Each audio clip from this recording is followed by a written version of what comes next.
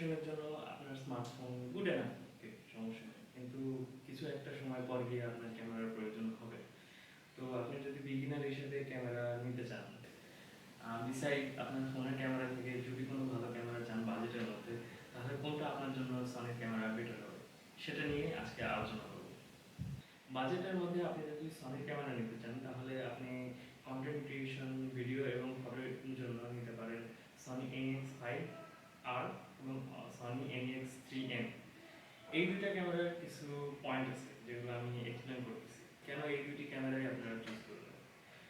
NEX5R এবং NEX3M দুইটাতে autofocus মোটামুটি সনির অটোফোকাস অনেক ভালো হয়, বাট NEX5R এর অটোফোকাস অনেক ভালো।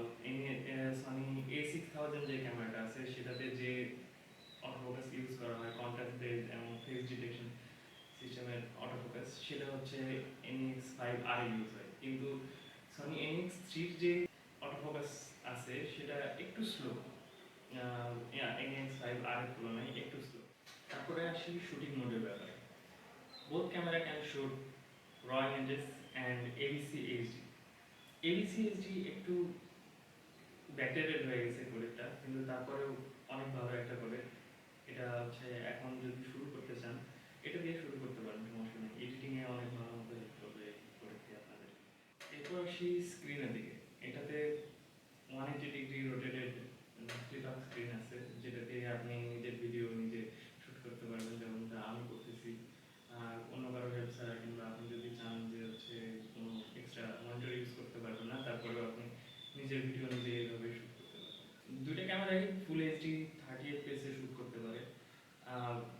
এখনকার সময় 4K শ্যুট করতে না পারলেও আমার মনে হয় 180 good enough for content creation.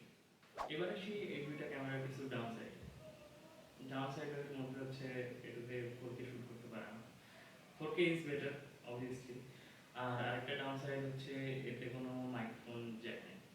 আপনাকেও আমার মতো এই যে আলাদা ফোনে অডিও রেকর্ড করতে হবে, তারপরে এডিটের মাধ্যমে এটাকে একসাথে করে নেওয়া লাগবে। কিছু ব্যাপার আছে এই দুইটা ক্যামেরার, যেটা আমি আগের বার শ্যুট করার সময় ফেলে গেছিলাম, আবার বলতেছি। এটাতে ইন্টারচেঞ্জেবল লেন্সের সুবিধা আছে। সো সনির যে হায়ার লেভেলের লেন্সগুলো আছে সেগুলোর লেন্স আপনি এটাতে ইউজ করতে পারবেন। আবার কিছু থার্ড পার্টির খুবই স্বল্প বাজেটের লেন্স আছে যেগুলোও এটাতে ইউজ করতে পারবেন।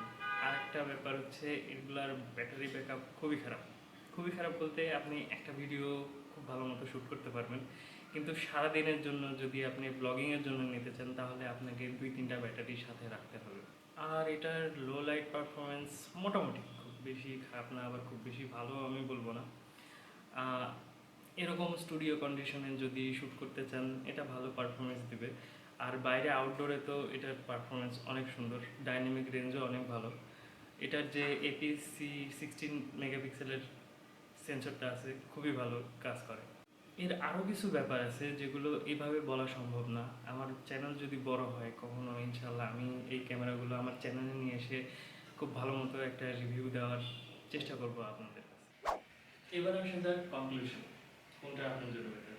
আপনি যদি একটু ভালো বিল্ড কোয়ালিটি চান, একটু ভালো অটোফোকাস চান, যদি ওয়াইফাই সাপোর্ট চান, তাহলে অবশ্যই আপনাকে NEX5RT নেওয়ার আমি সাজেশন দেবো। এবং যদি একটু কম বাজেটের মধ্যে আপনি ভালো ক্যামেরা চান আপনি NEX3M দেখতে পারেন, অনেক ভালো ক্যামেরা। তো আপনার বাজেট যদি হয় 25K এর মধ্যে তাহলে আমি সাজেস্ট করবো NEX5RT নিতে। আর হচ্ছে যদি একটু বাজেট কম থাকে 18K এর মধ্যে থাকে তাহলে আমি সাজেস্ট করবো NEX3M দেখতে।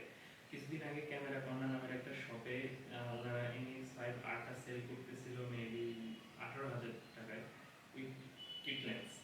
সো এগুলো দিকে নজর রাখবেন কোনটা কোন দিকে কেমন দামে সেল হচ্ছে। আর যদি ভিডিও ভালো লাগে অবশ্যই একটা লাইক দিয়ে দিন। আর হচ্ছে যদি ফেসবুক থেকে দেখেন তাহলে অবশ্যই ফলো করে দিন। ইউটিউব থেকে দেখেন তাহলে অবশ্যই সাবস্ক্রাইব করে দিন।